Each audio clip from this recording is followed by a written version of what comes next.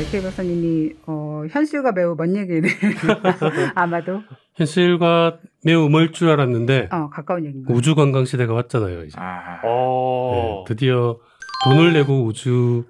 민간 우주선을 타고 우주로 나간 사람이 생겼거든요. 그쵸. 맞아요. 네. 그 네덜란드의 어떤 투자 회사에 돈 많으신 분의 아드님. 네. 네. 그분이 최연소 우주 여행 기록도 세웠죠, 이제. 18살. 네, 부모 찬스로. 그 중계 네. 보셨습니까, 혹시?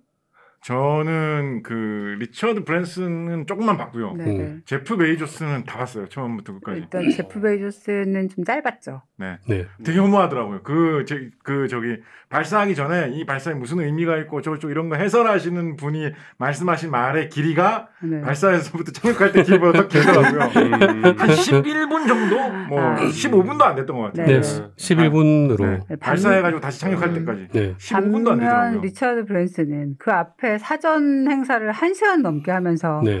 그 스티븐 콜베어가 나와서 어쩌고 저쩌고 얘기하고 뭐 자기 어머니에게 쓰는 편지 읽고 그러니까 저는 뭐 이렇게까지 해야 되나라는 생각이 좀 그 이제 자기들이 만든 그 우주 여행 홍보하는 프로모션 비디오 틀고 그러니까 이게 제가 좀 느낀 거는 이것이 진짜 어떤 상업용 프로그램의 광고 방송이구나 홈쇼핑이구나 일종의 이전의 어떤 발사 프로그램과 좀 다르구나라는 느낌이 확실히 들긴 들더라고요. 그 리처드 브랜슨의 버진 갤렉틱 그 우주 여행은 원래 목표가 우주 관광이었어요. 네.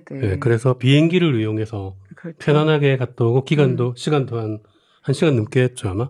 그렇게 가는 건데 디자인도 되게 신경 많이 쓴 것 같아요. 그러니까 내부 공간도 일부러 넓게 만들고 편하고, 창도 많이 만들고 그런 식으로 원래 목표가 우주 관광이고 사실상 그 이상의 목표는 없다고 봐도. 저는 이제 그 서비스는 발전을 하면 거기서 이제 땅콩을 주겠다 이런 생각 정도 기내식을 들더라고요. 주는 정도가 되지 않을까. 거기 저 서비스의 발전상은 그 방향이다.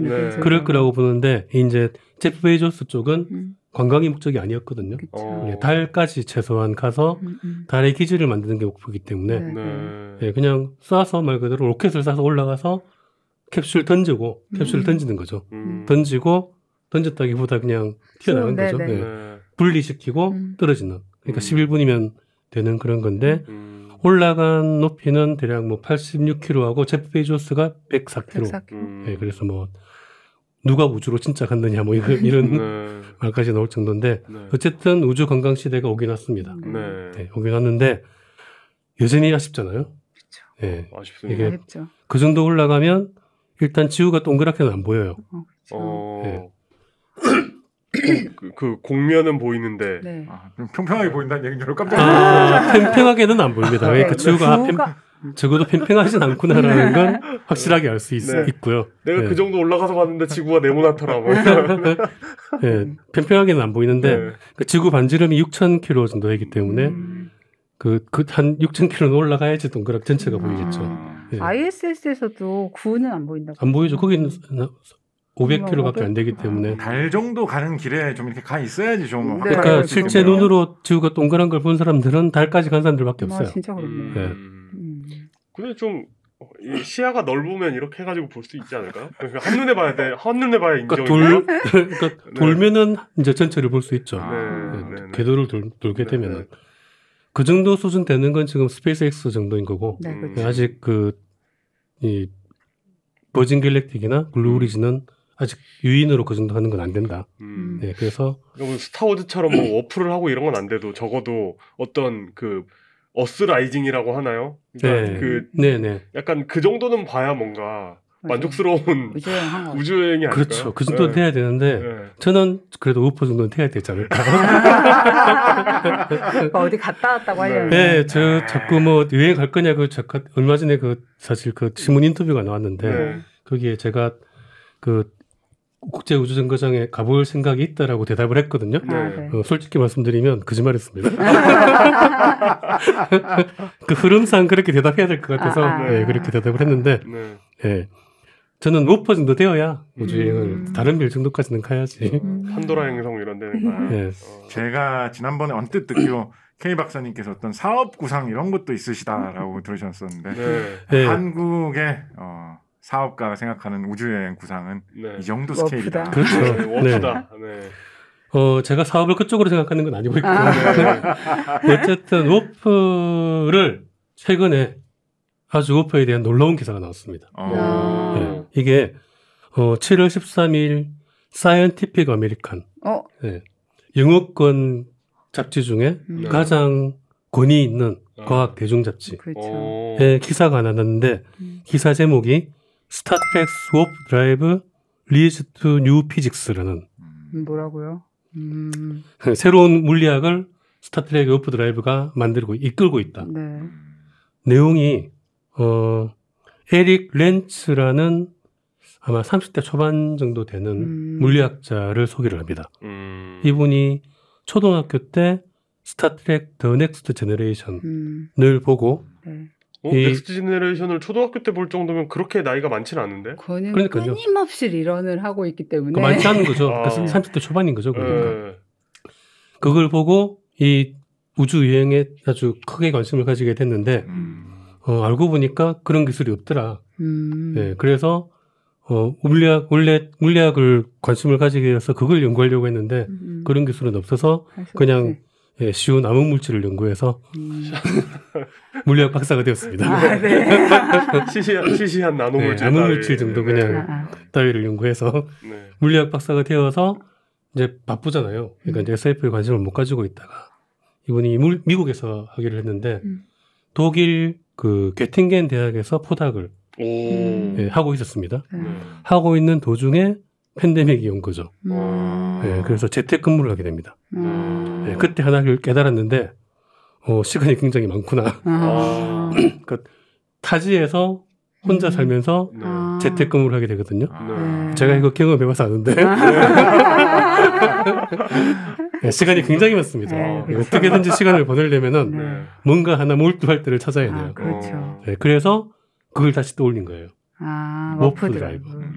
시간이 많으니까 자기 원래 하는 연구하고도 시간이 남을 정도인 거예요. 네, 그래서 청취자 여러분께서는 시간이 남을 때는 아시죠? 격동 500년입니다. 7시간 순상. 그렇습니다. 네, 그래서 그거를 다시 들여다보다가 이제 온갖 관련 자료를 다 본 거예요. 다 봐도 얼마 안 돼요. 그 워프 드라이브 연구 자체가 많지 않기 때문에. RQBL 논문 이후로 손에 꼽을 정도이기 때문에. 그래도 대부분 그런 워프 드라이브가 생각나면 스타트랙을 그 정주행 그렇지 않고. 그러네요, 진짜. 생각이 좀 다르시다. 정주행 이런 걸로 견디기 힘들어요. 제가 그때 뭐 했다 그랬죠? 수리물리 강의를 새로 들었다고. 맞아. 그러니까 세 박사님도 진짜 사실은 진짜 사실은 이 몸속에 아직 그런 게 있으신 거예요. 그러니까요. 저 지금 방금 곽 작가님 얘기 듣고 지금 뭔가 살짝 깨달을 뻔했는데 우리가 뭔가 워프 드라이브를 개발할 수 있는 분들의 인생을 격동 500년으로 가로막고 있는 건 아닐까요? 아니에요. 그분들의 7시간을 이름풀이로 SNS 그 CEO들이 크게 반성해야죠. 그렇겠지. 그렇지. 그게 문제죠. 네. 그래서 다시 관심을 가지다가 아주 획기적인 아이디어를 들어옵니다. 왜 다른 사람은 이런 걸 안 했을까? 라는 걸 떠올린 다음에 연구를 해서 논문을 썼어요. 스카치 테이프인가요? 뭐죠? 스카치 테이프로 1년 만에 논문을 써서 이게 클래시컬 앤드 퀀텀 그레이비티라는 저널에 제출을 했습니다. 실렸습니다. 좋은 저널인가요? 제목 자체가 클래시컬 앤 퀀텀 그레이비티예요. 고전 양자 중력. 고전과 양자 중력, 중력의 전부죠. 이 분야에서 최고 권위의 진짜요? 최고 권위의 물리학 저널입니다. 거기에 피어 리뷰를 해서 이미 3월 달에 논문이 나왔습니다. 혼자 단독 저자로. 단독 저자로. 하긴 누가 이걸 같이 해줄 수 있어요. 그것도 팬데믹에 위험해. 이게 기억하시겠지만 이게 사실 워프 드라이브 특집했잖아요.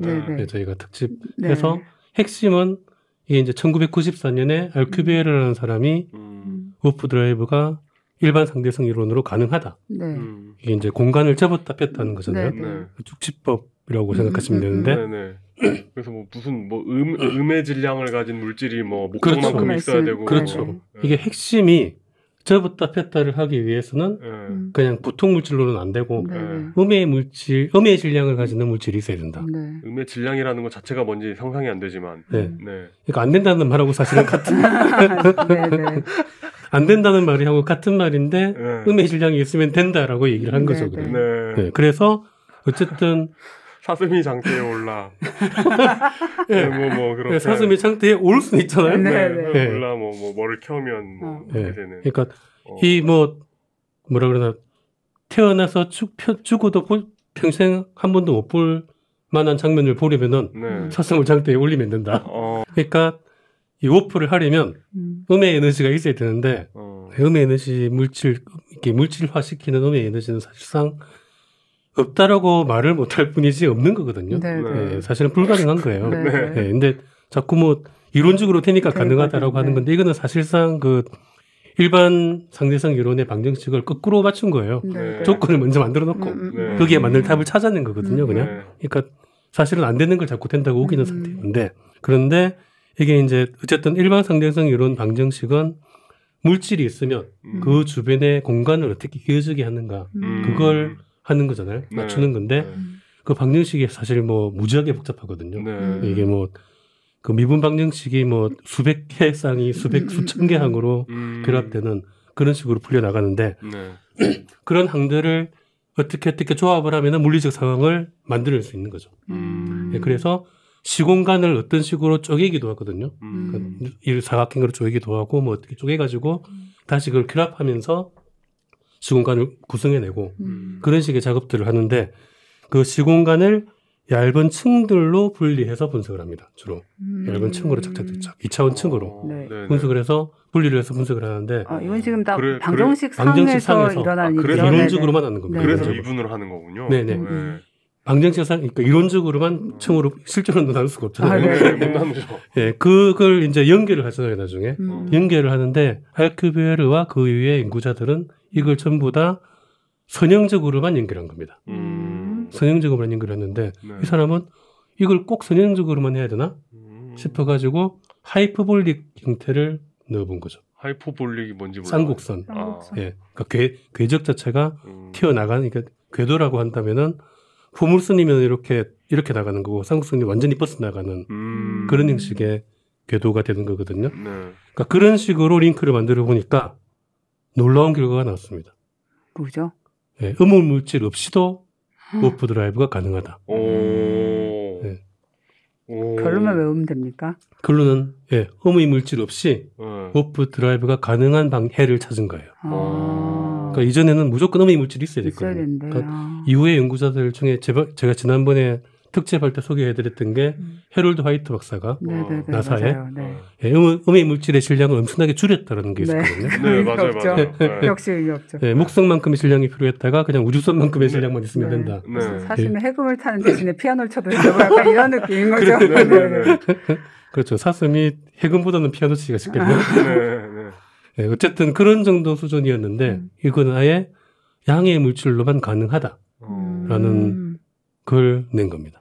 양의 물질의 양이라든지 그런 거 어떤 연료가 뭐가 필요한지 이런 그 이제 문제는 이제 그 물질을 엄청나게 많이 높은 시공간을 완전히 왜곡시켜야 되니까 완전히 왜곡시켜서 접어야 될 정도이기 때문에 엄청난 질량의 엄청난 밀도의 물질을 그 고리로 만들어야 고리로 만들어서 그 앞뒤로 이제 시공간을 왜곡시키는 거거든요. 그 질량으로. 그래서 워프 버블을 만드는 겁니다. 그러니까 안에 유행하는 사람은 영향을 받으면 안 되잖아요.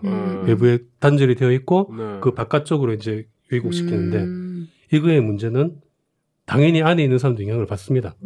그러겠죠. 단단한 물질로 워프 버블을 만들었으니까 그 안에도 어쨌든 중력이 강하게 작용을 하거든요. 시간이 느리게 가게 돼 있어요.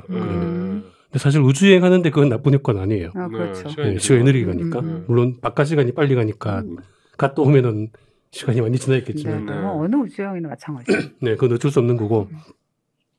근데 문제는 그 정도 물질 밀도를 만들어 버리면 그 고리가 블랙홀이 되어버립니다. 거의 블랙홀이 될 정도의 밀도가 있어야지 가능하다. 그러니까 블랙홀로 이렇게 링을 만들면 블랙 링이 되는군요. 블랙홀 말고 블랙 링을 만들면 그걸로 워프할 수 있구나. 네, 그러니까 근데 완전히 꼭 블랙홀이 돼야 된다는 건 아니에요. 네, 그래서 가능하다라고 주장하는 겁니다. 그럼 그걸 화이트 박사님한테 보내봐요. 보내봤어요.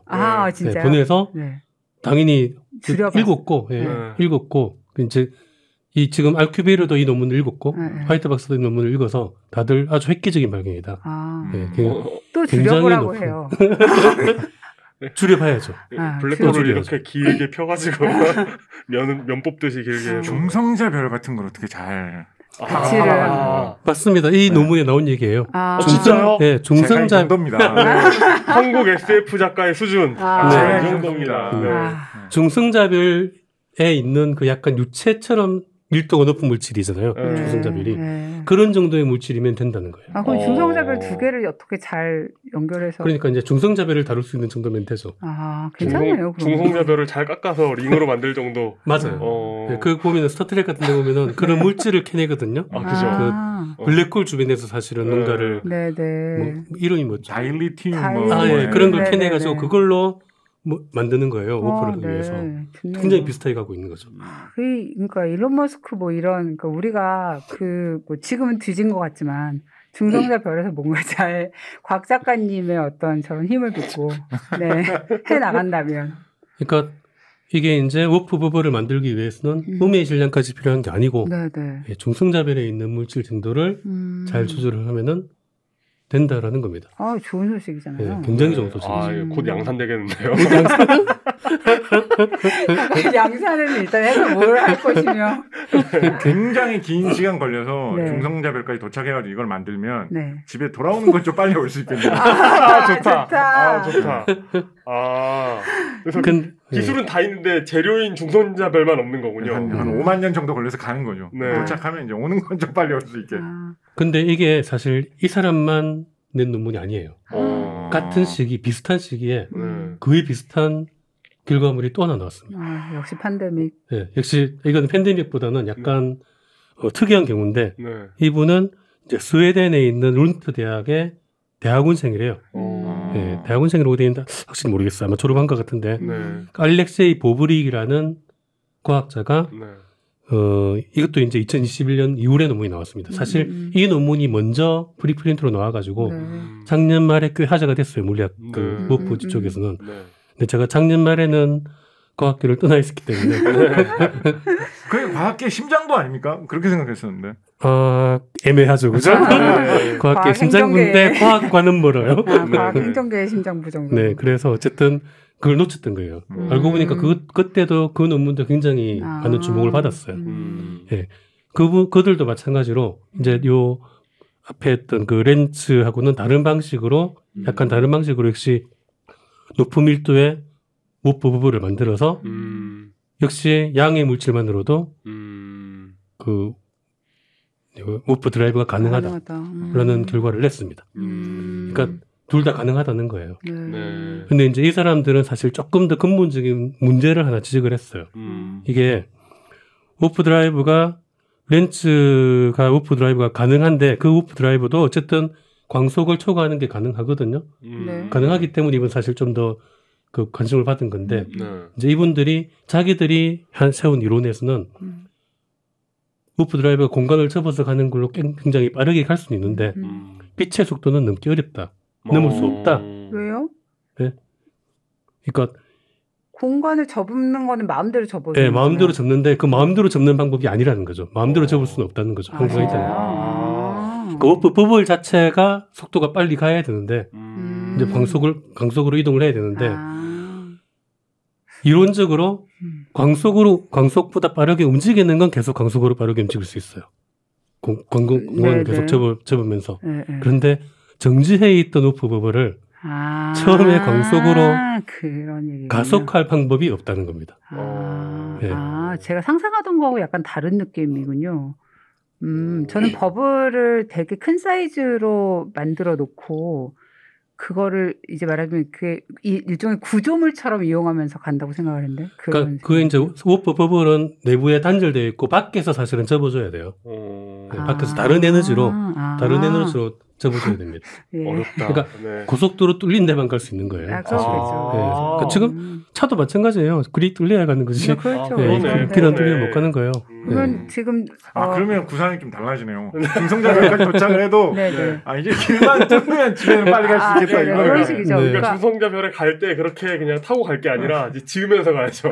뭐 재료가 없는데 뭘 어떻게 지어? 그러면 사실 그런 게 좀 중요하겠네요. 지금 지구 혹은 태양계에서 가장 가까운 중성자별은 어디인지 이런 약간 좀 뭐랄까 그런 뭐라고 해야지 그런 지리적인 조건 이런 걸 조금 봐놔야 되겠네요. 그게 아마 개성운 중간에 있는 그걸 겁니다. 어디? 우리나라에서 제일 가까운 유전이 어딘가요? 그렇군요.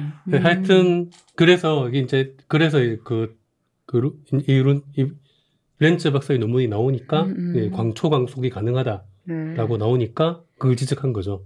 그게 가능은 하지만 가속을 어떻게 칠 건데 라고 하니까 이제 렌츠 그 분도 그렇네 문제가 있네 그거는 그래서 마치 이전에 문제가 없었던 것처럼 거기에만 문제가 있는 것처럼 그렇게 사실 음의 질량이 있어야 사실상 초광속이 가능하다라는 무조건 초광속은 음의 질량이 있어야 되는데 근데 이제 렌츠의 논문은 어쨌든 처음 가속만 하면 가속이 그러니까 그 방법만 찾으면 어쨌든 이론적으로는 양의 질량만으로도 초광속이 가능하다는 거거든요. 초기에 가속하려면 음의 질량이 있으면 되니까요. 초기에 긍정왕. 음의 질량을 연비를 높일 수 있겠네요. 작은 음의 질량만 가지고도. 그래서 핵심은 뭐냐? 이게 기술적으로 찾아내는 건 아직 불가능하다. 하지만 이론적으로는 계속 발전이 되고 있는 거예요. 이게 제가 그때 워프 드라이브 특집을 했었잖아요. 제가 팟캐스트를 찾다가 못 찾아가지고 유튜브에 올라와 있더라고요. 유튜브를 다시 제가 봤는데 제가 그걸 듣고 깜짝 놀랐습니다. 제가 딱 이 얘기를 했어요. 그때 헤럴드 하이트 박사가 한 게 실험으로 바꾼 게 아니라 알큐베르의 방정식을 다시 풀어서 양을 줄인 거였잖아요. 그래서 저는 답은 여기에 있다.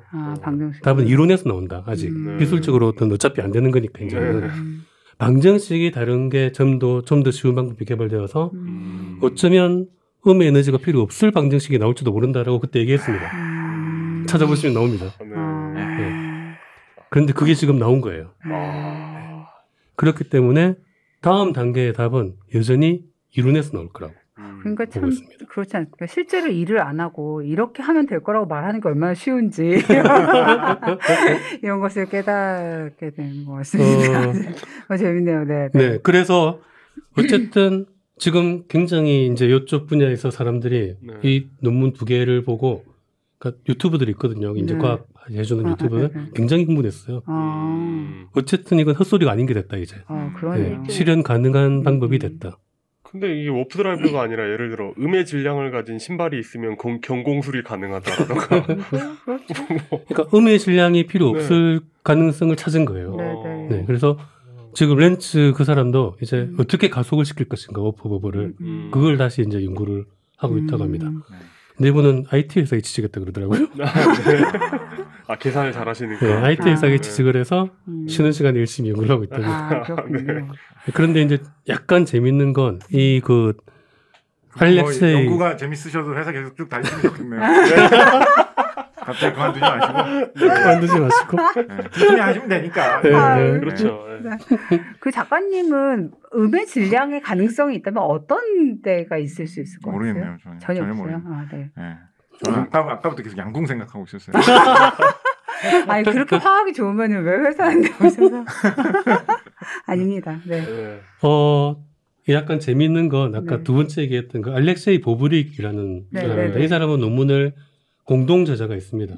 이 공동 저자가 지안니 마티르라는 이름인데 이 사람은 뉴욕에 있는 기업가예요. 과학자가 아니고 이 기업가가 뭘 했는지는 모르겠는데 일단 굉장히 큰 기업인가 봐요. 굉장히 큰 기업이고 어플라이드 피직스라는 회사가 있답니다. 어플라이드 피직스라는 회사가 있다고요?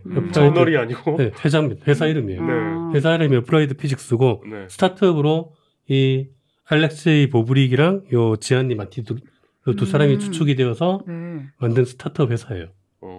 뭘 하는 회사냐고 보니까 알렉세이 보브리라는 이름만 들으면 진짜 SF 영화에 나오는 그러니까요. 뭔가 그런 거 만드는 회사 사장님 딱 느낌인데. 네. 이분이 그 정부와 그러니까 회사와 일반 회사와 정부의 과학과 기술에 대한 자문을 하는 독립적인 과학자, 공학자 발명가 그룹이라고 소개되어 있습니다. 이거 될까 장사? 뭔가 새로운 이제 과학적인 시도, 완전히 아주 앞서 나가는 시도를 어떤 걸 하면 좋은가라는 걸 조언해주는 그런 일을 하거든요.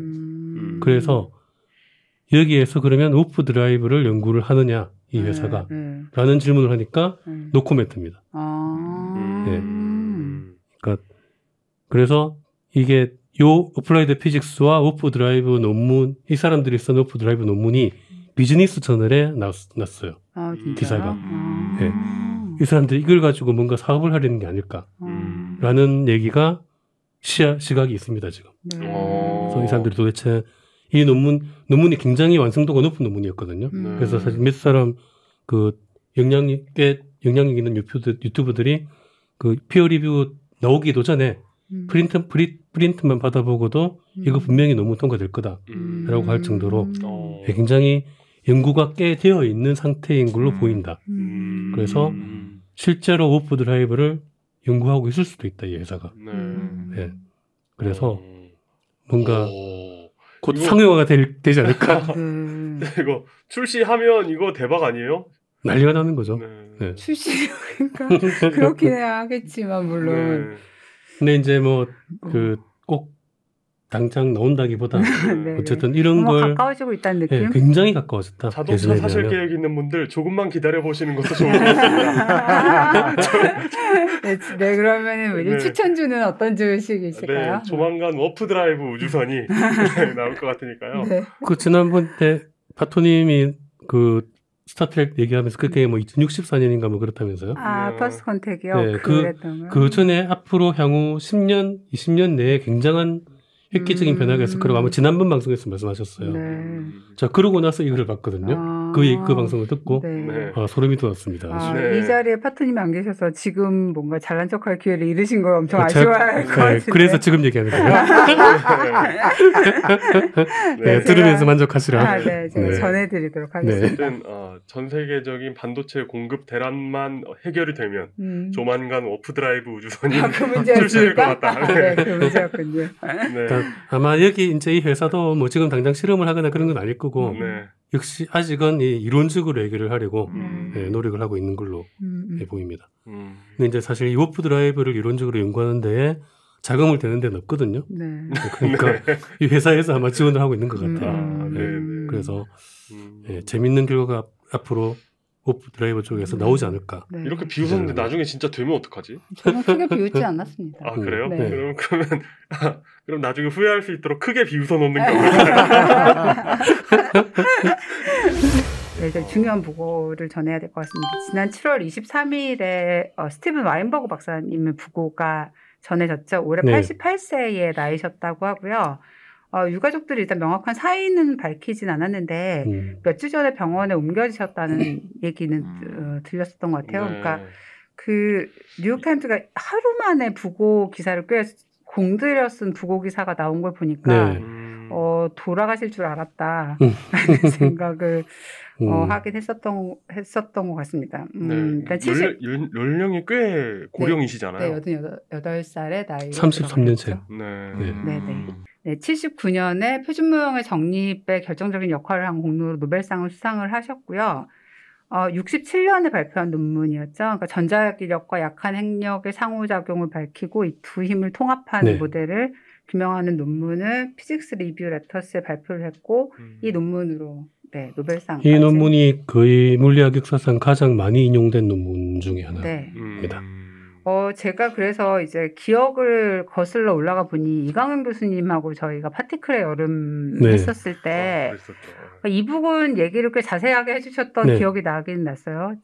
자세하게 해주셨던 기억만 나시죠? 뭐 그런 얘기 생각나요. 그러니까 뭐 전자기력이 먼 거리에서 작용하는 힘이고 양력은 원자핵보다 가까운 거리에서 작용을 하는 힘인데 실제로 약한 게 아니라 작용하는 거리가 너무 짧아가지고 약하게 보인다. 그 얘기 기억나고요. 그다음에 뭐였죠? 뭐 질량이 없는 뭐 광자를 뭐 교환을 하고 뭐 그런 얘기. 네, 이 얘기 조금 자세하게 해주시면 좋겠네요. 네. 저보고 자세하게 하라고요? 대략 우리가 알만한 정도로 뭐 게이지 보존 이런 얘기도 했었던 것 같고 그냥 이거예요. 우리보다 나은 걸 보여주시라는 그게 저도 사실 그것까지는 준비를 안 했고요. 왜냐하면은 제가 이거 한번 했었어요. 제가 그 2년 전인가? 맞아요. 그때 저희 네, 한번 그렇게 얘기를 했는데 아직도 모르냐고. 알겠다. 이제 박사님도 얘기하면 다 까먹으시죠. 그렇죠. 자세히 한 다음에 제가 1년 반의 공백 기간 동안 다 잊어먹어가지고 지금 뭐 말을 할 수는 있는데 지금 하면은 틀릴 위험성이 있기 때문에 굳이 할 필요 없을 것 같고요. 제 생각에는 이거는 그 격동 500년에서 그렇죠. 곽재희 작가님이 그 양자 화학 아닙니까? 네, 저는 오히려 저는 이 와인버그의 부고 기사를 보면서 이분은 아마 조상님이 어떤 포도밭에서 장명 포도밭 와인버그 요즘 뭔가 장면 이름 전문가가 되셨어요. 제가 이제 어차피 양력이나 이런 얘기들은 많이 했기 때문에 제가 오히려 얘기하고 싶었던 거는 이분이 이제 물리학에 당연히 조예가 깊고 그냥 뭐 살아계실 동안에 현존하는 최고의 물리학자다라는 평가에 아무도 이의를 달지 않는 그런 수준의 분이었거든요. 그런 정도로 대단하기 때문에 뭐 격동 500년에서 당연히 한 번쯤은 다뤄야 될 분이라고 생각하고 근데 이분이 그 물리학뿐만 아니고 과학사하고 과학 철학 쪽에 굉장히 관심이 많으셨어요. 그래서 이분 검색하면 사실 물리학 쪽에서도 인용을 많이 하지만 약간 그 종교 쪽에 종교를 싫어하는 분들이 많이 인용하는 맞습니다. 이분이 그 커밍아웃한 무신론자고요. 그리고 그 종교라든지 이제 과학 철학에서 특히 이제 구성주의라고 하는 거, 이제 뭐 사회가 구성하는 거다 과학이라는 게 그런 거 극혐하셨습니다. 과학은 그냥 과학적인 방법을 쓸 뿐이지 철학자들이 과학은 뭐 이렇게 해야 된다라는 걸 보고 배운 사람 아무도 없다. 과학자 중에는. 그래서 뭐 차가운 물리학자 이런 식으로 말하고. 그래서 그런 식으로 책을 쓰신 것 중에 그러니까 이분이 지금 책이 여러 권 있는데 우리나라에 지금 나와 있는 현재 시중에 돌아다니는 책은 그 최초의 산문관이라는 가장 유명한 1977년에 쓴 책이고 제가 대학 시절에 봤던 그런 책이 있고요. 그러니까 우주 최초의 그 3분 우주가 탄생하는 그때에 대한 빅뱅 이후 3분간 어떤 일이 일어났는지에 대해서 쓴 책입니다. 여기서 뭐 빅뱅부터 원자핵이 결합할 수 있을 만큼 그렇죠. 충분히 냉각되고 3분 동안에 수소와 헬륨이 어떻게 만들어지는지 그 과정입니다. 그 기간을 빼면 우주에서 진짜 흥미있는 일은 일어난 게 없다 이렇게 말씀을 하셨더라고요. 강의에서. 근데 되게 재밌다고 생각한 건 요 3분간을 책으로 써놓고 나면 이 책은 77년에 써서 지금까지 팔아도 되는구나. 우주가 끝날 때까지도 팔 수 있구나라는 생각이 그럴 거예요. 원래 이분이 그 정상우주론 지지자였어요. 처음에는. 정상우주론 지지자였는데 우주 배경 복사 발견 이후 전향을 하셔서 막 확실한 증거가 있으니까. 그건 몰랐네요. 그래서 빅뱅 이론을 아주 전파하는데 훌륭한 역할을 하셨고 당연히 빅뱅 이론 쪽일 거라고 생각했는데 참 이런 게 그 뭐지 이런 자연과학에서는 이런 게 좀 매력적인 것 같아요. 그러니까 만약에 뭐 무슨 공산주의 학자가 갑자기 자본주의 학자 돼 이런 건 완전 절대 일어나지 않죠. 이상한 거잖아요. 그렇지 않아요. 털친 이런 사람들도 있긴 하지만 그건 뭔가 변절처럼 느껴지는데 이런 그 자연과학자들은 증거가 발견됐어? 아니지 뭐. 이렇게 쿨하게 바꿀 수 있는 게. 그 정상우주론을 좋아했던 이유가 창조라는 게 없어서 그랬어요. 그 이분이 사람도 좀 고집스러운 좀 과하시네요. 이분이 하셨던 무신론에 대한 그러니까 종교에 대한 어떤 반감을 드러내는 그 뭐라고 해야지 말씀 중에 되게 유명한 것 중에 하나가 세상에는 착한 사람이 있고 나쁜 사람이 있지만 착한 사람이 나쁜 짓을 하게 하는 이유는 이 중에 가장 중요한 건 종교다 이런 얘기를 하신 적이 있었죠. 착한 사람이 착한 사람이 악한 일을 하려면 종교가 있어야 된다. 네. 포도주를 좀 많이 마셔도 그렇게 될 수 있어요. 이름 집착. 네, 그리고 책이 그거하고 이제 최종 이론의 꿈이라는 책이 있고요. 그리고 세상을 설명하는 과학이라는 책이 있습니다. 네. 이 세상을 설명하는 과학이 최근 책. 네, 가장 최근 책이고 거의 이게 2018년에 나왔으니까 네, 가장 최근 책이고 이 책이 그 과학 철학의 구성주의가 아니고 과학이라는 게 그 자체적으로 어떻게 발전을 해왔는지 그런 걸 보여주기 위해서 고대 과학부터 이제 현대 과학에 이르는 과정을 이제 과학적인 측면에서 쓴 그런 책입니다. 네, 왜 그러냐면 이제 제가 그 책을 번역했기 때문에. 네. 그래서 이제 그 책이 이제 그런 걸 많이 보여주면서 뭐 구성주의를 극혐하는 걸 많이 드러냈죠. 그래서 사실 비판도 많이 받았어요. 이제 과학 철학이나 과학사 하시는 분들한테는 당신은 물리학자지 과학사학자가 아니지 않냐 뭐 그러면서 비판도 받았지만 꾸준히 아주 그런 쪽으로 많이 활동을 하셨습니다. 만약에 변변찮은 업적이 없는 사람이 이런 주장을 하고 다녔으면 알았어요. 앞으로 이러겠지. 네, 아무도 그냥 별로 신경 안 쓸 텐데. 그런데 이런 분이 이런 이야기를 하니까. 네, 이분이 또 그 과학사를 텍사스 오스틴 대학에서 강의도 하셨거든요. 네, 그리고 또 우리는 이희소 박사님하고 인프 연구 같이 하신 걸로. 그렇죠. 네. 예, 이희소 박사님이 사실 이 굉장히 입자물리 분야에서 굉장히 중요한 역할을 하셨고 그 와인버그가 이제 노벨 물리학상을 1979년에 받았는데 그때 이제 압두스 살람이라는 분하고 셸던 글래쇼 이렇게 이제 세 명이 받았거든요. 셸던 글래쇼하고 스티븐 와인버그는 고등학교 동창입니다. 네, 고등학교를 같이 다녔어요. 같은 학년으로. 그 고등학교에 현수막 붙었겠네요. 몇 회 누구 노벨상 수상. 거기가 브롱크스 과학고라고 굉장히 유명한 학교라서 아마 꽤 많을 겁니다. 거기 졸업생. 79년 노벨상 2명 합격 이런 거. 근데 이제 그때 압두스 살람은 이제 원래 이게 와인버그 이론으로 불리던 이론이었거든요. 거기에 대해서 자기도 뭔가 했는데 자꾸 인정을 안 해준다라고 했을 때 이희소 박사님이 그게 살람도 중요한 역할을 했다라고 해가지고 와인버그 살람 이론이라고 계속 불러줬어요. 그 덕분에 노벨상을 받았다라고 평가가 될 정도로 이희소 박사님이 그 부분에서는 훌륭한. 그리고 그 당시에 무슨 그런 이론과 관련된 세미나 같은 거 하면은 이희소 박사님이 좌장을 할 정도로 굉장히 중요한 역할을 했습니다.